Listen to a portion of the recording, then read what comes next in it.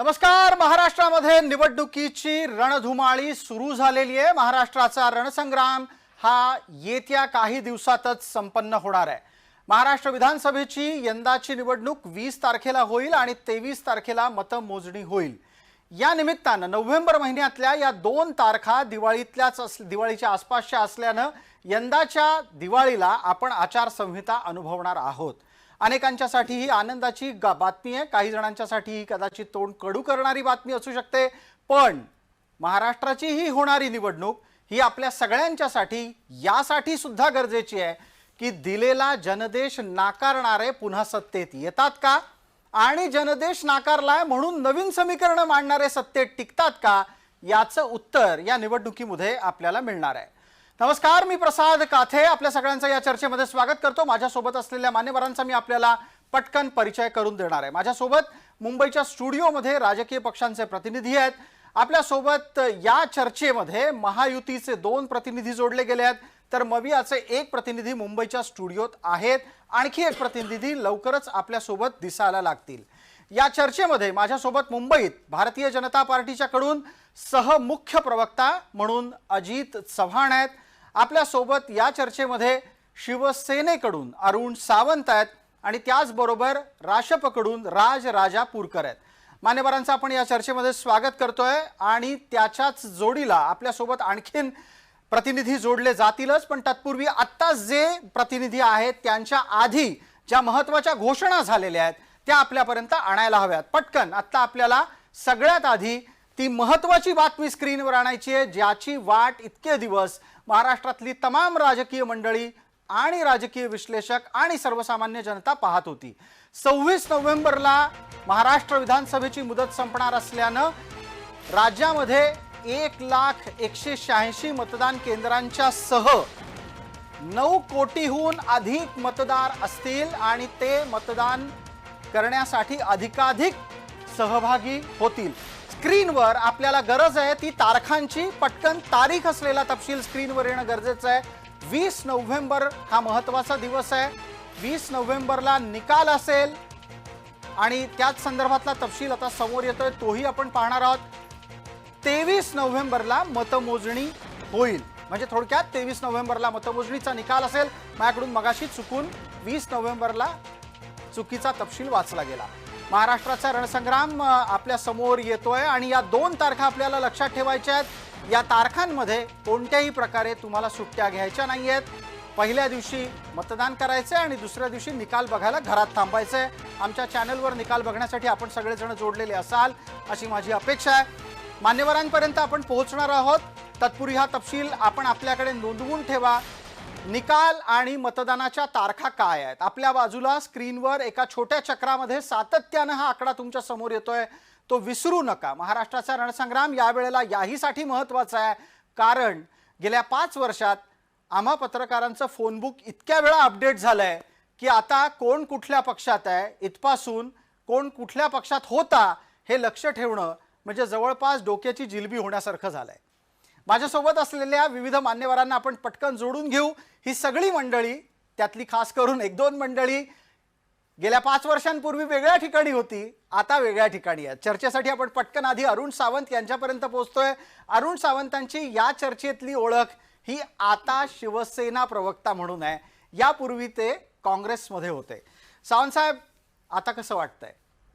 आता खूप बरं वाटतंय, कारण आपण पाहिलंच असेल 2 दिवसापूर्वी हरियाणामध्ये जो काही काँग्रेसचा पराभव झाला तो कशामुळे झाला, तर काँग्रेसच्या अंतर्गत लाथाळ्यांमुळे, आणि त्याच लाथाळ्यांना मी सुद्धा कंटाळलो होतो आणि 2 वर्षापूर्वी मी हिंदुत्वाचे विचार घेऊन आदरणीय पक्षप्रमुख एकनाथजी शिंदे यांच्या शिवसेनेमध्ये म्हणजेच हिंदू हृदय सम्राट बाळासाहेब ठाकरे यांच्या शिवसेनेमध्ये मी प्रवेश केला आणि तेव्हापासून मी शिवसेनेची बाजू अधिक जोरदारपणे विविध चॅनलवरती मांडत असतो। अरुण सावंत यांच्याच सोबत एकेकाळी आमच्यासोबत पत्रकारितेमध्ये सहकारी असलेले अजित चव्हाण मुंबईमध्ये आहेत। चर्चा राजकारणाची असली तरी पण ती तितकीच खुमासदार आणि रंगतदार व्हायला पाहिजे। अजित, आपण या चर्चेत आलात त्याबद्दल धन्यवाद। अजितराव, प्रामाणिकपणे सांगा, 5 वर्षापूर्वी तुम्हाला कधीतरी वाटलं होतं की तुमचं फोनबुक इतक्या वेळा बदलेल आणि महाराष्ट्राच्या राजकारणामध्ये इतक्या वेळेला लोक इकडून तिकडे करत राहतील? प्रसाद सर, असं अजिबात वाटलं नव्हतं. आणि महाराष्ट्र ज्या गोष्टी करता ओळखला जातो ती म्हणजे आपली राजकीय संस्कृती महाराष्ट्राची ही देशामध्ये आदर्श होती. परंतु आपल्याला माहिती आहे की कशा पद्धतीनं भारतीय जनता पक्षाचा विश्वासघात झाला. भारतीय जनता पक्ष शिवसेनेला महाराष्ट्राच्या जनतेनं सत्तेचं मॅन्डेट दिलेलं असताना सुद्धा भारतीय जनता पक्षाचा विश्वासघात झाला. आणि मला असं वाटतं 20 तारखेला आता मतदान जाहीर झालंय, 23 नोव्हेंबरला मतमोजणी आहे.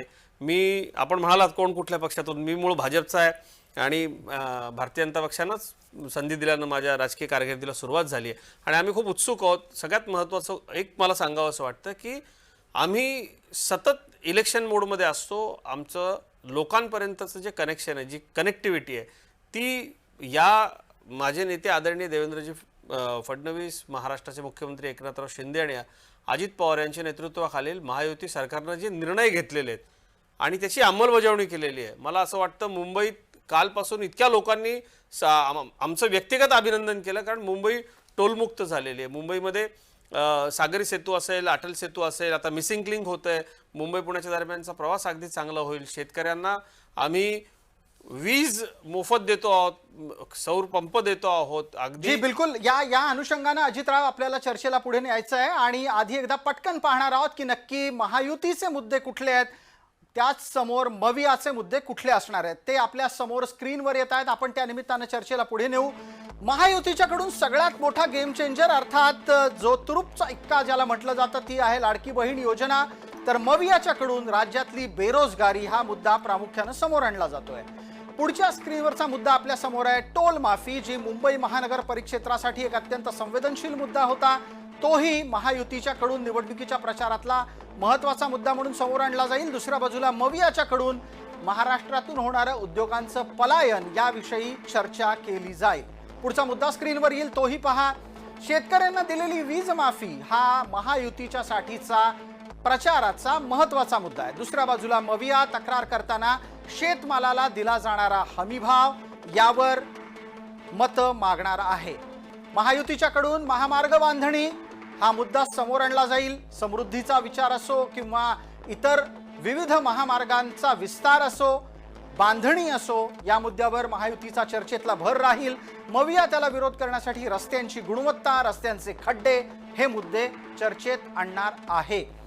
महानगरांमधील सुव्यवस्था याची चर्चा करत असताना महानगरातली दुरवस्था ही मवियाच्याकडून चर्चेत आणली जाईल. मग त्यात अल्पवयीन व्यक्तींवर होणारे अत्याचार, हत्या या सगळ्याच मुद्द्यांना मवियाकडून स्पर्श केला जाईल.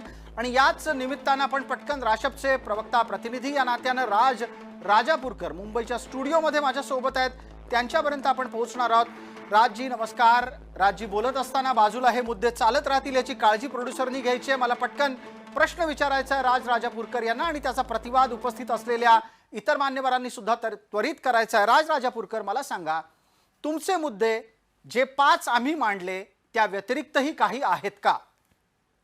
नाही, कसं आहे की खऱ्या अर्थाने मगाशी तुम्ही माझ्या बाजूला बसलेले 2 प्रवक्ते यांना तुम्ही विचारलं की ते अगोदर त्यांची ओळख वेगळी होती, आताची ओळख वेगळी आहे. म्हणजे त्यांच्या फोनबुकमध्ये त्यांना जी नावं होती त्यांना आता किती वेळा अपडेट करावं लागली असतील. पण माझ्याकडे एकच नाव होतं, ते म्हणजे शरदचंद्र पवार साहेब. आणि आजही शरदचंद्र पवार साहेबांचा मी कार्यकर्ता, याचा मला अभिमान आहे आणि स्वाभिमान देखील आहे. पण सांगायची गोष्ट ही होती की आज आम्हाला महाराष्ट्रामध्ये हे बेरोजगारी असेल, दुरावस्था झाली रस्त्यांची असेल, असे अनेक मुद्दे घेऊन जात असताना त्यासोबतच आम्हाला महाराष्ट्राचा स्वाभिमान, कारण या महाराष्ट्राला कधीही गद्दारी ही पसंत नव्हती. आणि या महाराष्ट्रासोबत जी गद्दारी सत्तेसाठी झालेली आहे ती लक्षात घेतल्यावरती या माझ्या शेजारी बसलेले 2 प्रवक्ते आणि यांच्या असलेले जे काही पक्ष आहेत त्या पक्षांना या महाराष्ट्रातून हद्दपार करण्यासाठी महाराष्ट्रातला शेवटचा म्हणजे अगदी गडचिरोलीचा व्यक्ती देखील स्वाभिमानाची लढाई लढणार आहे. आणि तो स्वाभिमान हा शिव फुले शाहू आंबेडकरांचा असणार आहे, हे मात्र त्या ठिकाणी प्रत्येक कार्यकर्त्याने महाविकास आघाडीमध्ये ठरवलेलं आहे. आणि म्हणूनच महाविकास आघाडी येणाऱ्या काळामध्ये जे चित्र तुमच्या समोर येईलच 23 नोव्हेंबरला, त्याची एक छोटीशी झलक जी आता लोकसभेच्या निवडणुकीमध्ये आपण बघितलेली आहे की 45 आमचा आकडा पार होईल असे म्हणणारे माझ्या बाजूचे 2 घटक पक्षाचे प्रतिनिधी, ते त्या ठिकाणी मला असं वाटतं की त्यांना साधारणतः 17वरती काही त्या ठिकाणी समाधान मानावं लागलं. आणि त्याच ठिकाणी महाविकास आघाडी ही 30च्या पार गेली होती. म्हणजे हा आमचं त्या ठिकाणी हे आमचं त्या ठिकाणी कार्य असेल, हा आमचं त्या ठिकाणी लढा असेल.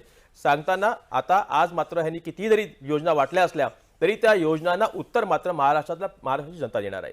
शेतकऱ्यांना वीज माफी हवी की राजापूरकर, हमी एकच भाव हवा मिनिट. आहे मी हे त्या ठिकाणी त्याच्यात ठरवलं आहे. याच्यात हस्तक्षेप करतो आणि पटकन विचारू इच्छितो अजित चव्हाण आपल्याला. अजित चव्हाण, आपणही आता या क्षणी मुंबईच्या स्टुडिओमध्ये आमच्या सोबत आहात. पटकन आपल्याला याची उत्तरं द्यावी लागतील. जे मुद्दे राजापूरकर थोडक्यात काय तर मविया घेऊन मैदानात येणार आहे, तुमच्याकडे त्याची उत्तरं आहेत? प्रसाद सर, उत्तरं आहेत आणि आम्ही नुसते निर्णय नाही घेतले, त्याची अंमलबजावणी केलेली आहे. राजापूरकर साहेबांनी सांगावं की त्यांचे नेते देशाचे कृषी मंत्री 10 वर्ष होते. हमी भावाच्या बाबतीत तुम्ही काय केलं? शेवटी माननीय नरेंद्र मोदीजींना यावं लागलं आणि मोदीजींनी हमी भावाच्या बाबतीमध्ये निर्णय घेतले. असे निर्णय घेतले आणि इतके नीट निर्णय घेतले की त्याचे अतिशय दुर्गामी परिणाम भविष्य काळामध्ये होणार आहेत. शेतकऱ्याला मदत देताना काय तुमचे निकष होते, काय परिस्थिती होती? 1 रुपयामध्ये शेतकऱ्याचा विमा निघतो. आता तुम्ही महाराष्ट्रामधल्या शेतकऱ्यांना दुष्काळाचे पैसे मिळालेले आहेत. महाराष्ट्रातल्या शेतकऱ्यांना जिथं जिथं त्यांचं नुकसान झालं त्या वेगवेगळे विषय वेगवेगळ्या विभागवार आहेत, त्या सर्व शेतकऱ्यांना ती मदत मिळालेली आहे. 12,000 रुपये आज शेतकऱ्याच्या खात्यामध्ये येत आहेत. मला फक्त इतकंच त्यांना सवाल विचारायचा आहे की शेतकरी, कामगार, कष्टकरी, राज्यामधले वेगवेगळे समाज आणि ओव्हरऑल इन्फ्रास्ट्रक्चरचा विकास याच्याकरता काय केलं आपलं सरकार असताना? मुंबईची मेट्रो आधीच आली असती, ती यांच्या नाकर्तेपणामुळे आली नाही. आपण रस्त्यावरच्या खड्ड्यांच्या बाबतीत म्हणतात, MMR रिजनमध्ये आणि राज्यामध्ये सर्वाधिक रस्त्यांचं जाळं विणणारं आमचं सरकार आहे. मागच्या 2.5 वर्षात काहीच केलं नाही. आज MMRच्या परिसरामध्ये जा, राजापूरकर साहेब राहतात त्या घोडबंदर रस्त्याला 500 कोटी रुपये. आज जर तुम्ही त्या ठिकाणी गेलात, मुंबईच्या आसपासच्या उपनगरांमध्ये सिमेंट कॉन्क्रीटचे रस्ते आहेत. हे असं अजिबात नाही आहे. सावंत साहेब चांगलं सांगू शकतील. आम्ही मुंबईमध्ये 20 वर्ष पाहतोय. आम्ही अक्षरशः इतका पैसा खाल्ला रस्त्यांमध्ये ठाकरे गटानं. चांदीचे रस्ते झाले असते मुंबईला, चांदीचा पत्र अख्ख्या मुंबईतल्या रस्त्यांना लागला असता. हे का होतंय? हे नामदार एकनाथ शिंदे साहेबांनी ओळखलं, हे देवेंद्रजींनी ओळखलं आणि माझे नेते आदरणीय देवेंद्र फडणवीस हे तर इन्फ्रास्ट्रक्चर मॅन आहे. महाराष्ट्र परकीय गुंतवणुकीमध्ये नंबर 1 आहे. 55,000 कोटींचा समृद्धीसारखा मोठा प्रकल्प देवेंद्र फडणवीस साहेबांनी आणला. ज्या काँग्रेसनं सांगितलं होतं प्रिंटिंग मिस्टेक या मोफत विजेच्या बाबतीमध्ये, माझे नेते आदरणीय देवेंद्र फडणवीस साहेबांनी दिली ना, वीज दिली. आम्ही लोडशेडिंग बंद करू शकलो. आम्ही सौर पंप शेतकऱ्यांना फ्री देतो आहोत. शेतकऱ्यांच्या करता इतक्या मोठ्या योजना अजितराव याच्यावर उत्तर देण्यासाठी आपल्या सोबत गोपाळ तिवारी आहेत, पुण्याहून जोडले गेले आहेत. गोपाळराव, आवाज येतोय माझा आपल्यापर्यंत? हो, येतोय. आपलं उत्तर सुरू करा पटकन, वेळेची मर्यादा आहे. एकच मिनिट की शरद पवार साहेबांनी काय केलं हा प्रश्न विचारताना, शरद पवार साहेबांनी या देशामधली सगळ्यात मोठी कर्जमाफी कृषी मंत्री असताना स्वतः अजयजी ज्यावेळेला टीव्ही चॅनलवरती एक प्रवक्त्याच्या माध्यमातून काम करत होते त्यावेळेला ह्यांनी स्वतः म्हटलेलं आहे. त्यामुळे याच्यामध्ये आणि आज ते एका राजकीय पक्षाचे प्रवक्ता म्हणून या ठिकाणी बाजू मांडतायत. मला नवल या गोष्टीचं वाटतं, मला गोष्टी नवल वाटतं की अख्खं जग, ज्या शरद पवार साहेबांचा कृषी मंत्री असताना अख्ख्या देश अभिमान करतो. 10,000 कोटी रुपये. दुसरी गोष्ट, शेतकऱ्यांचं कर्ज माफ अजयजी करण्याची तुम्ही बोलत भूमिका असताना मध्ये बोललो नाही, आम्ही उत्तर देता आलं असतो. अजयजी अगदी थोडक्यात कंप्लीट करतो. अजयजी आपली पाहून याचं उत्तर द्या ना घ्या. आपण. दुसरी गोष्ट अशी होती की कापसाला हमीभाव देण्यासाठी अख्खा विदर्भ रस्त्यावरती उतरला. अख्खा विदर्भाचा शेतकरी ज्यावेळेला रस्त्यावरती उतरला त्यावेळेला एकनाथजी शिंदे साहेब सन्मान्य मुख्यमंत्री यांना त्या ठिकाणी गाडीतनं पळ काढावा लागला. ही वास्तविकता टीव्ही चॅनलच्या माध्यमातून आम्ही पाहिली. मग तुम्ही मला सांगता की हमीभाव मिळाला दिला म्हणजे अगदी ज्या वेळेला निवडणुका तोंडावर आल्या त्यावेळेला 3 महिन्यामध्ये 1750 योजना त्या लोकांना मिळाल्या आहेत की नाही मिळाल्या त्याचं त्या ठिकाणी लोकांपर्यंत पोहोचल्यात की नाही पोहोचल्यात काही नाही. अशा प्रकारची जर तुम्ही त्या ठिकाणी राज्यामध्ये जर तुम्ही प्रशासकीय व्यवस्था चालवत असाल तर मला असं वाटतं की दुसरी दुर्दैवी राजापूरकर, मी यासाठी हस्तक्षेप करतोय कारण चर्चेमध्ये आपलेच एक सहकारी गोपाळ तिवारी पुण्याहून जोडले गेले आहेत. त्यांची वेळ सुरू होत होती, तेवढ्यात आपण बोललात. मी पटकन गोपाळरावांना संधी देतोय. गोपाळराव, आपण बोलणार आहात आणि त्याचा प्रतिवाद करण्यासाठी आपल्यासोबत अरुण सावंत आहेत. गोपाळरावांच्या मुद्द्यांना ते खोडून काढतील आणि मग चर्चेला आपण आणखीन पुढे नेऊ. बिलकुल, पण आपण एक सभ्यता पाळूया, एकमेकाच्या मध्ये बोलूया नको. प्रसादजी, आपण एक चांगला मुद्दा घेतला, आपलं अभिनंदन. कारण महाराष्ट्राच्या जनतेला पुन्हा एकदा जागरूक होण्याची गरज आहे, कारण महाराष्ट्राचं भवितव्य आहे. एक काळ होता की जो महाराष्ट्र 2 नंबरला होता. आंतरराष्ट्रीय उद्योगपती रुचिर शर्मा यांनी अमेरिकेमध्ये हे वक्तव्य केले की एक काळ महाराष्ट्र होता 2014 पूर्वी 2 नंबरला होता, तो आता 11 नंबरच्या पुढे गेलेला आहे. दुसरं, आता आमचे मित्र अजित चव्हाण वारंवार ते शेतकऱ्यांचं चिंतून वाजवतात. राहुल गांधी असतील किंवा हे तुमचे पाळलेले उद्योगपती असतील, हे परदेशातच जाऊन आम्ही मागे हे काय सांगतो? महाराष्ट्र आज सुद्धा 1 नंबरलाच आहे. देशामध्ये ठीक आहे, तुम्ही टीका करा. परदेशामध्ये करू कुठून नका, लोक रडीचा तुमचे डाव करू नका. पित्रोदा आता काका रडीचा शोधायला डाव गेले. करू नका. गोपाळजी सध्या आता महाराष्ट्राचा आकडेवारी कुठून आणली? महाराष्ट्राचा विकास नंबर एक आहे 10% 10%च्या वर आणि काय बोलतो सांगता आपण हे व्यक्तिगत घेऊ नका, परंतु आमचा देश कसा मागे चाललाय, राज्य कसं खड्ड्यात चाललंय, ही खोटी माहिती का सांगतो तुम्ही लोकांना? निदान महाराष्ट्रीय भारतीय असेल तर ऐकायला ज्या शिका. तुम्हाला तुमचा गोष्टी वेळ आहे, आंतरराष्ट्रीय त्याच्यात काय बोलायचं पातळीवरच्या ते बोला. संस्थांनी गौरवलेल्या आहेत, त्याच्यात काय त्याला बोलायचं तरी ते बोला. गोपाळभाई आपण त्याच्यात काय बोलायचं चांगल्याला ते चांगलं बोला. म्हणा ना. प्रसादजी या नाही, मी आता पद्धतीने ऐकतो. हे बघा, खोटी आकडेवारी कशी यांच्याकडे देणार? मुद्दा ऐकून मांडलेला तर नाही. घेऊया आपण, काय त्या हरकत नाही. सत्य ऐकून तर घेऊया. वास्तविकता जेव्हा बाहेर येते यांना बोचते ती. अहो अजिबात बोलत नाही. तुम्ही खोटं बोलून लोकसभेला मतं मिळवली, तेच खोटं आम्हाला हाणून पाडायचं आता. हे खोटे narrative set करतात तुम्ही. कसा महाराष्ट्र तुम्हाला एक गोष्ट लक्षात घ्या, महाराष्ट्राची अस्मितेचा प्रश्न तिवारी साहेब. 8 नंबरला कसा महाराष्ट्र मग संस्था खोट्या आहेत, आंतरराष्ट्रीय संस्था खोट्या आहेत, महाराष्ट्र शासनाने दिलेली आकडेवारी खोटी असं म्हणायचं आपल्याला. अजितराव थोडा हस्तक्षेप करतो. अजितराव याच्यासाठी हस्तक्षेप करतो कारण गोपाळराव तिवारीचा मुद्दा एकदा ऐकून घेणं किंवा लक्षात घेणं गरजेचं आहे. गोपाळराव, मी अजितरावांना विनंती केलेली आहे की त्यांनी काही क्षण थांबावं, पटकन आपला मुद्दा पूर्ण करा. आणि हा एक मुद्दा जो खरं तर अजितरावांनी अधोरेखित केला, अरुण सावंत पण सांगू इच्छित होते, तुमच्या माहितीचा आधार काय आहे? राजकीय घरफोड्या करून रात्री वेषांतर करून लोकांचे घर फोडले, दुसऱ्यांचे पक्ष फोडले. तुम्ही काँग्रेसच्या पाहिजे तुम्हाला. काय बोलताय तुम्ही काँग्रेसच्या मांडीवर उद्धव ठाकरेंना घेतलं ते चालतं का तुम्हाला? जनतेच्या गोपालभाई, प्रतिप्रसारणा केली आहे तुम्ही. ज्या जनतेने 40 महाराष्ट्र आमदारांनी ठीक आहे, आमच्यावर टीका करा, तुमच्या भारतीय जनता पक्षावरती टीका त्याचा करा, तुम्ही रात्री महाराष्ट्राला बदनाम करू नका, महाराष्ट्राच्या देशाला बदनाम जनतेप्रती करू नका. प्रकरणं करायला लावली तुम्हाला तुम्ही. सत्तेची सरळ एवढी गोष्टी पाहिजे लोलुपता तुम्हाला आहे काहीतरी. गोपालभाई. काय अहो बोलताय खोटं बोलता तिथं? तुम्ही. महाराष्ट्र अरे तुम्ही परकीय खोटं काय गुंतवणुकीमध्ये बोलता? नंबर 1 आहे तुम्ही देशामध्ये. तुम्हाला काय? 8 नंबरला सांगता तुम्ही. 19 मध्ये 40 आमदार राष्ट्रवादीच्या त्यांना कौल कुठं दिला होता? जनतेने कौल तुमच्या विरोधात दिला होता. त्यांच्या घरफोड्या वा, वा, वा, करून त्या वा. ठिकाणी अहो काय धन्यवाद गोपाळराव, करताय धन्यवाद. तुम्ही? अरे वा वा वा वा अजितराव, हे असं नसतं बोलत. जेव्हा सत्य टोचत त्यावेळेला तुम्हाला असं मध्ये मध्ये बोलायची सवय येते. जरा बोला. जी, अहो, ज्या जी. शेतकऱ्यांचं मला तुम्ही गोपाळजींना एक 12,000 उत्तर 12,000 द्यायचं आहे. म्हणताय. गोपाळजी, त्या शेतकऱ्यांच्या एक मिनिट फक्त थांबा. फर्टिलायझरला जीएसटी लावली. एक सेकंद थांबा गोपाळजी. आपण किती खरं बोलत आहात हे मी महाराष्ट्राच्या जनतेच्या निदर्शनास आणू इच्छितो. गोपाळजी एक सेकंद थांबा. पहा, या राज्यातील या राज्यामधील सर्व महत्वाची वर्तमानपत्र आज आपल्या संपादकीय लेखामध्ये छाती ठोकपणे लिहत आहेत की हा जो काही महाराष्ट्र आहे हा सध्या गुंतवणुकीमध्ये आणि ऐका जरा प्रगतीमध्ये त्याची जी प्रगती महाराष्ट्राचा जो विकास दर आहे तो सध्या 10% वर आहे. हे सर्व संपादकीय सांगत आहेत. हवं असेल तर मी तुम्हाला पुराव्यासकट सांगतो. हे काय म्हणतात ते ऐका तुम्ही. हा महाराष्ट्र कर्जाच्या डोंगरात चाललेला आहे. हो ऐका.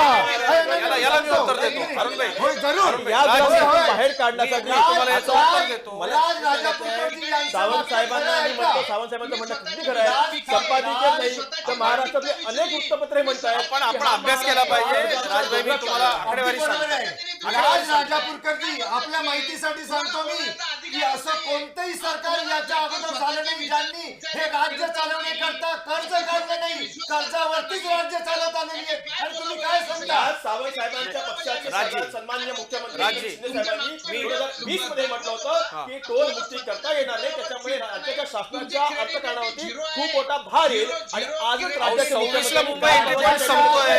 टोल मुक्ती MMRDA ला पैसे राज्य सरकार देणार आहे. की हा टोल कमी झाला पाहिजे, बंद झाला पाहिजे, याकरता आदरणीय मुख्यमंत्री न्यायालयात धावले होते. आणि आपण काय सांगता? आपल्याला माहिती नाहीये म्हणून आपण चुकीची माहिती पुरवित आहात. राजी. खुद्द मुख्यमंत्री राजी. न्यायालयात गेले नाही, होते नाही. टोलला घेऊन. सावंत साहेब आपण अगोदर कुठे राज- होता? आता अहो, कुठे मी आहात? कुठे यायला याचा- वाटत नाहीये. राजी, हे- कुठे हे- आहे याला बघा. आपण मी काय बोलतोय मी याला तुम्हाला बोलतोय. उत्तर देतो. लक्षात घ्या. अहो, कुठे एकनाथ होतो शिंदे याला साहेबांनी महत्त्व नाहीये. हा टोल या बंद व्हावा म्हणून राज्याचे आंदोलन केलं. तुम्ही ठाण्यात राहता, हे घोडबंदरला स्वतः राहता. न्यायालयात टोल माफीसाठी त्यांनी स्वतः केस केली होती. आणि त्या त्यांनी घोडबंदरच्या स्वतः ही रस्त्यामध्ये केस रस्ता लढली सापडत होती. नाहीये. तुम्हाला ही माहिती 50 नसेल कोटी का दिलेले आहेत. आपण न्यायालयाची हे माहिती 50 मागवावी गेले तेव्हा कुठे? आपल्याला या कळेल. नाही आहे. खुद्द न्यायालयाची माहिती मागवावी तुझी. एक मिनिट सगळ्या प्रवक्त्यांना विनंती आहे. एक मिनिट थोडंसं आपण एकमेकांच्याच बोलण्याच्या वेळेला बोलत राहिलो तर कृपया कोणालाच कोणाचं काही कळणार नाही. विनंती आहे प्रत्येकानं आपापल्या विभागाची आपापल्या आघाडीची भूमिका सांगताना आणि आपल्या आपल्या युतीची भूमिका सांगताना दुसरा आपल्याच पक्षाचा कोणी बोलत असेल तर त्याला बोलू द्यावं. गोपाळराव जी जी जी गोपाळ मी येतो अरुण सावंत माफीबद्दल चुकीचं सांगतात. मी येतो ना त्या मुद्द्यापर्यंत. मी स्वतः न्यायालयात गेले अरुण होते. सावंत अगदी सर्वप्रथम मी की त्या कर्जमाफी मुद्द्यापर्यंत झालं पाहिजे येतोय. म्हणून. आपण आधी एकदा मुद्द्यांचा ग्राफिक्स घेऊयात. ते ग्राफिक्स बाजूला चालतंय त्या अनुषंगाने एक एक टप्पा पुढे घेणं गरजेचं आहे चर्चेत. कारण तुम्ही ज्या वेळेला एकेका मुद्द्याच्या आधारे पुढे सरकाल त्यावेळेला अधिक जनतेपर्यंत नीट आणि वेगवान पद्धतीनं पोहोचू शकाल. पहिला मुद्दा आहे कुठला? एका बाजूला तुमच्याकडे आहे लाडकी बहीण योजना, विरोधकांच्याकडे आहे बेरोजगारी. मी एकेकाला संधी देतो पटकन. आधी पहिल्यांदा मुद्दा आपण हा घेऊयात की लाडकी बहीण योजनेचा अजितराव नक्की राजकीय लाभ आहे का खऱ्या अर्थानं अडल्या नाडल्या बहिणींना देऊ केलेली ती मदत आहे? नाही, ती आडल्या नडल्या बहिणींना देऊ केलेली मदत आहे, तो त्यांचा अधिकार आहे. आणि मला असं वाटतं की महाराष्ट्रामध्ये अशी हिंमत दाखवणारं सरकार आहे, हेच लाडक्या बहिणींच्यासाठी आनंदाची गोष्ट आहे. मला एक गोष्ट आपल्याला प्रसादजी सांगायची आहे. या ज्या आमच्या बहिणी आहेत त्या ऑनलाईन शॉपिंगवरती हे पैसे खर्च करणार नाहीत किंवा इतर गोष्टींवर खर्च करणार नाहीत. ते ग्रामीण भागामधल्याच छोट्या व्यापाऱ्यांकडे हा पैसा खर्च करतील.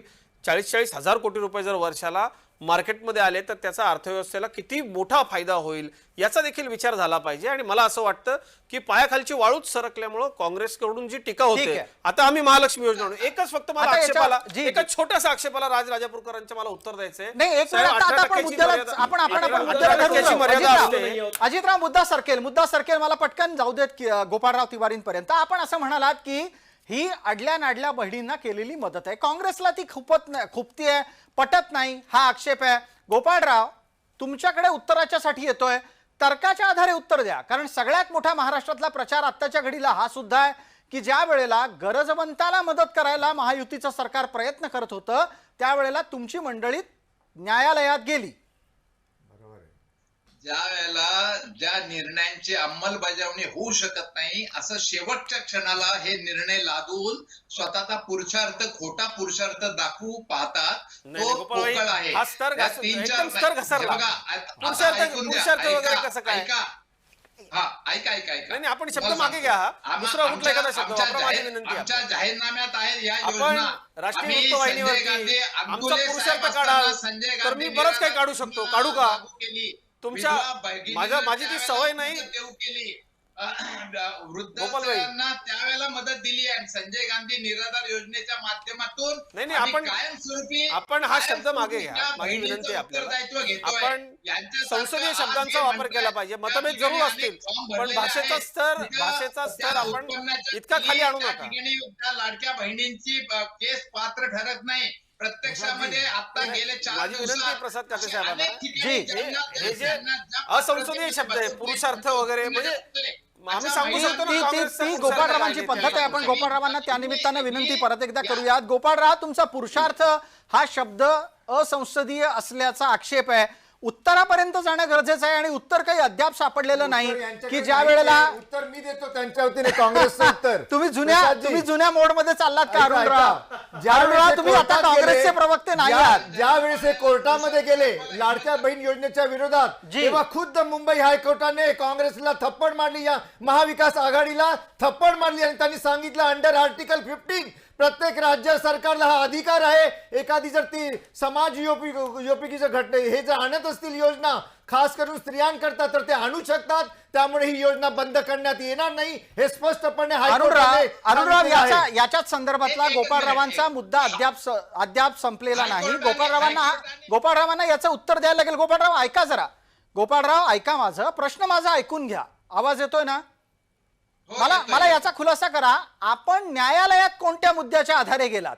काँग्रेस कोणत्या आधारे लाडकी बहीण योजनेच्या साठी पैसा दिला जाऊ नये असं म्हणत न्यायालयात गेली? आणि प्रसादजी एक वेळा नाही 2 वेळा हे गेले, 2 वेळा. एक आता त्यांचा वडपल्ली कोणतरी तो सुद्धा सध्या प्रयत्न करतोय ही योजना पुन्हा बंद करावी म्हणून. परंतु या राज्यातील महिला हे सर्व प्रकरण हाणून पाडते आणि कोर्टाला सुद्धा ही योजना बंद करणं मान्य नाहीये. तेव्हा हे आता तोंड कशी पडलेली आहे. ही योजना महिला या राज्यातील जवळजवळ 1.5 करोड महिला यांना आता थप्पड लगावणार आहे आणि यांची झोप त्यामुळे उडालेली आहे. ठीक आहे अरुण सावंत, गोपाळरावांचं उत्तर घ्या. गोपाळराव मुद्द्यावर या फक्त. हायकोर्टाने असं सांगितलंय की ह्या लोकांचं पेमेंट द्या, नाहीतर आम्ही योजना बंद करतो, आम्ही कोणाचंही थांबवतो, एक असं रुपया सुद्धा हायकोर्टाने पेमेंट हे बोललेलं आहे. सरकार थांबवणार मी नाही. लोकांची देणी या द्या, राज्यातील लोकांचे पगार कुठल्याही द्या. कामगाराचा आणि 1 या रुपया ठिकाणी वेतन या थांबविलं जाणार प्रशासकीय नाही या हे मान्यता सरकारने घेतली. छाती ठोकपणे आज सांगितलेले आहे. आज परंतु होती. आपण या खोटा ठिकाणी प्रचार करत आहात. खोटा प्रचार सुरू आहे. आलाय का? हायकोर्टाच्या हायकोर्टाच्या ऑर्डरची कॉपी आहे का आपल्याकडे? हायकोर्टाने असं या म्हटलं. योजनांची प्रोव्हिजन गोपाळजी. बजेटमध्ये केली होती का? गोपाळजी. त्यांना गोपाळजी. महाराष्ट्रात लोकसभेचा महिने पराभव पुरतील. पत्करावा 9 महिना लागला. पुरेल तोंडावर एवढा पडले. पैसा तेव्हा तुमच्या या मुख्यमंत्री बहिणीची लाडकी बहीण आठवण योजनेसाठी अशी काही हायकोर्टाची सरकारने ऑर्डर आहे का? बाजूला काढून ठेवलेला आहे. बहिणींबद्दल, निराधार, अनाथ, विधवा बहिणींबद्दल काँग्रेसचं कायमस्वरूपी उत्तरदायित्व आहे. हे असं कोर्टात जायचं आणि योजना बंद पाडायची. भावाची भीती अहो, घालून त्या ठिकाणी भीतीपोटी महाराष्ट्रामधल्या या योजना भगिनींचं चालू किती केलेल्या मोठं आहेत. नुकसान केलं असतं तुम्ही. अर्थ खात्यांनी आणि त्या माननीय विरुद्ध न्यायालयाचं काही आक्षेप तसं नोंदवला होता. टिप्पणी केल्याचं किंवा आता तशी ह्या ऑर्डर सगळी कॉपी आहे का सर्वसाधारण कोर्टाची करायची हायकोर्टाची? वेळ आहे. आणि ज्या तसाच सर निर्णय माझा जे स्पष्टपणे लघु आरोप आहे सेटलमेंट काँग्रेसवाल्यांनी त्या लोकसभेला ठिकाणी खोटं अशा- बोलून याच्यावर- जी मतं मिळवली ना एक सोबत त्याच्यातून ठीक आहे, बाहेरच तसं येत नाही. याच्यावर एक खोटं एक बोलायचं, मिनिट थांबा. प्रत्येक अजितराव गोष्टीत खोटं अजितराव एकच मिनिट. आपण जर राजापूरकर काँग्रेसचे यांचं असतात तर- राजजी मी आपल्याला संधी देतोय. राजापूरकर यांचं एक 10 सेकंदामध्ये आपण 20 सेकंदामध्ये उत्तर घेऊ आणि काही राजकीय विश्लेषक आपल्यासोबत जोडले गेले, त्यांनाही या चर्चेत सहभागी करून घ्यायचंय. राजापूरकरजी आपली वेळ सुरू होतीये. माझं म्हणणं एवढंच आहे की महाराष्ट्रामध्ये ज्यावेळेला आपण लाडकी बहीण योजनेच्या माध्यमातून आर्थिक राजकारणाचा भाग त्या ठिकाणी आणला, आर्थिक तुम्ही अडत्या नडत्या वेळेमध्ये असलेल्या एका बहिणीला मदत करण्यापेक्षा तुमच्या अडत्या नडत्या राजकीय अडचणीच्या परिस्थितीत स्वतःला मदत करण्याची तुमची योजना आहे. ही बहिणीने मदत करण्याची योजना नाही. कारण की जर अशी योजना असेल तर देर शुड बी प्रोजेक्शन की पुढच्या 12 महिन्यामध्ये, पुढच्या वर्षभरामध्ये, पुढच्या 2 वर्षामध्ये तुम्ही कशा प्रकारे या महिलांना, या मुलींना, या लाडक्या बहिणींना तुम्ही हा फायनान्स प्रोव्हाइड करणार, ह्याची आर्थिक जो भार येणार आहे राज्यावरती त्याचं तुम्ही कसं नियोजन करणार आहे. म्हणजे स्वतःला वाचवण्यासाठी आताच्या निवडणुकीच्या कालावधी तोंडावरती तुम्ही स्वतःला वाचवण्यासाठी ही बहीण योजना आणायची. त्यातून जर मी पुढे त्यातून जर तरलो तर ठीक आहे, नाही तरलो तर मग हे जे येणारं सरकार असेल त्याच्या माथ्यावरती मारायचं. अशा परिस्थितीमध्ये काँग्रेस जे आहे ते त्या ठिकाणी कोर्टामध्ये गेलं आणि याच्याबद्दलची एक विचारणा केली गेली की एकंदरीत प्रोजेक्शन काय करू. आम्ही नाही म्हणालो सांगायची कोर्टात. गोष्ट अशी तुम्ही ना, सांगितलं तुम्ही राज्य त्या बहिणींना रस्त्यावर सोडणार. तुम्ही आज अच्छा, लाडक्या- राजापूरकर आपण मान्य म्हणजे हा केलं किती की मोठा- मविया न्यायालयामध्ये गेली म्हणून. तुम्ही हे मान्य केलं म्हणजे गिरे की तुम्ही मविया काढून पण. न्यायालयामध्ये गेली.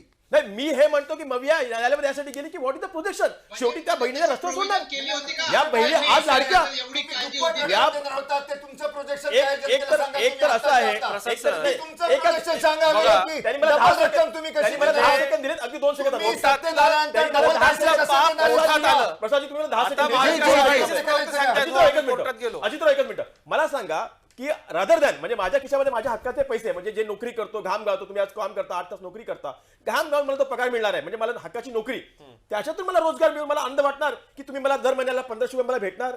नाही भेटले का? आज ती अवस्था शेतकरी आता- झालेली आता आहे. उत्तर देऊ प्रसाद म्हणजे सर, आपली सांगायचं बघा परवानगी असं आहे की असेल तर- बेरोजगारी बिलकुल. एकीकडे बेरोजगार करायचं तरुणींना. आज गावखेड्यामध्ये आज तरुणी BA, MA, PhD प्राध्यापक इतका अत्यंत एवढा अभ्यास करून त्या पुढे येत आहेत आणि त्या मुलांना नोकरी नाहीये. येस म्हणून आता नोकरी नाही त्यांच्या. एवढा मोठा बेरोजगारीचा प्रश्न आहे. ज्या काय आता आणि इकडे योजना म्हणतात की आल्या आम्ही त्या त्याच्या करताच आणलेल्या आहेत. आम्हाला- म्हणून आम्हाला- आज स्टायपेंड सारखी योजना जी सुरू केली महाराष्ट्र राज्य प्रसादजी, सरकारने, आपली एक परवानगी सेकंद असेल तर अजून- त्यामध्ये अतिशय अवघ्या 5 चांगला सेकंदमध्ये उत्साह आहे. सिल्लोडमध्ये लोकांना आज ट्रेनिंग दिली जात माझे आहे. भाऊ त्या उत्तर ट्रेनिंगमुळे घ्या. त्यांना अरुण रोजगार सावंतांच्या अतिशय पक्षाचे राज्य- नेते आता अब्दुल उत्तर सत्तार, एकच मिनिट बघतो आता उत्तर घ्या ना आपण. एकच सेकंड एवढे आक्षेप माझे केले, उत्तर माझे तर घ्या. सहकारी मित्र उत्तर घ्या. अरुण सावंत यांच्या पक्षाचे एक नेते अब्दुल सत्तार यांच्या सिल्लोडमध्ये लिटरली तुम्ही- माझ्या त्या बहिणींनी साड्या फेकून मारल्या तोंडावरती. का फेकून मारल्या? अहो, त्या तुमच्या- अगदी तुमच्या थर्ड क्लास राष्ट्रवादी क्वालिटी, काँग्रेसच्या अगदी थर्ड काँग्रेसची क्लास क्वालिटीच्या त्या साड्या होत्या. भाड्याने आणलेली. म्हणजे तुम्ही असे भाडोत्री म्हणजे माणसं तुम्ही आणता त्या आणि बहिणींचा शोभाजी अपमान करता. सत्य नाही अहो, आहे. त्या त्यांना अब्दुल technical सत्तारांच्या उत्तर द्या. तोंडावरती भाडोत्री फेकून माणसं मारलेल्या साड्या अब्दुल हे सत्तारांच्या सांगतायत सभेमध्ये की आली हा होती. महाराष्ट्र सत्य येणाऱ्या व्यक्ती निवडणुकीमध्ये सुद्धा तुम्हाला आला. तुम्ही तुम्ही सगळ्या सगळ्या दाखवून देणार आहे. समाजाला कळलं ते. त्यामुळे मी अरुणजी तुम्हाला- आणि 2 मिनिटात अजितजी राज्य- तुम्ही राज्य. किती टाव फोडला राज्य- तरी महाराष्ट्राची जनता सुजाण आहे. ठीक आहे. येणाऱ्या एक निवडणुकीच्या उत्तर- काळामध्ये उत्तर आता घ्या. या आक्षेपांवर उत्तर उत्तराच्या घ्या. साठी मर्यादित वेळ आहे. आपल्याला एक अतिशय. पटकन छोटी विश्रांती घेऊन लगेच परत येते. अजितराव, टीव्हीची भाषा आपल्याला कळते. लगेच ब्रेकसाठी मी जाण्यापूर्वी उत्तर तुमच्यासाठी मोजून 1 मिनिट. प्रसादजी, काँग्रेसच्या जे पोटात आहे ना ते ओठामध्ये आलं. आमच्या लाडक्या बहिणींना माननीय न्यायालयानं सांगितलं की अशा पद्धतीनं योजना राबवण्याचा अधिकार सत्ताधारी पक्षाला आहे, सरकारला आहे. तरी सुद्धा या योजनेच्या कशा पद्धतीनं बदनाम्या करता येतील, योजना कशी थांबवता येईल, महिलांना पैसे मिळणार कसे नाहीत. शेवटी एक गोष्ट आपण लक्षात घेतली पाहिजे की आता हे इतक्या पोटतिडकीनं बोलतायत. आम्ही विद्यार्थ्यांच्या करता स्टायपेंडची योजना आणली, आम्ही तरुणींच्या करता स्टायपेंडची योजना आणली, आम्ही तरुणींना शिक्षण पूर्णपणे टेक्निकल एज्युकेशन सह सगळं शिक्षण मोफत केलंय. अहो साधा ओबीसी आयोगाला संविधानिक दर्जा यांनी दिला नाही. मंडल आयोग आल्यापासून 40,000 डॉक्टर्स त्या माध्यमातून आले असते, ते माननीय नरेंद्र मोदीजींनी केलं. आणि मला एक सांगा की ज्या पद्धतीनं काँग्रेसनं दलित, आदिवासी, मुस्लिम या आमच्या बंधू भगिनींना इतकी वर्ष फसवत ठेवून त्यांची मतं घेतली, ते खऱ्या अर्थानं आता जागृत झालेले ठीक आहे. आहे. मागच्या आपल्याला निवडणुकीत वेळेची सुद्धा मर्यादा आहे, यांनी जे त्याच्यामुळे खोटं अजितराव बोलले, थोडं ते थांबवतो. खोटं आता चालणार नाही. आपण एक पटकन छोटी विश्रांती घेतोय. चर्चेत लगेचच परत येतोय आणि यानंतर चर्चेचे मुद्दे बदलत जाणार आहेत, त्यामुळे आपण चर्चेसोबत जोडलेले राहा.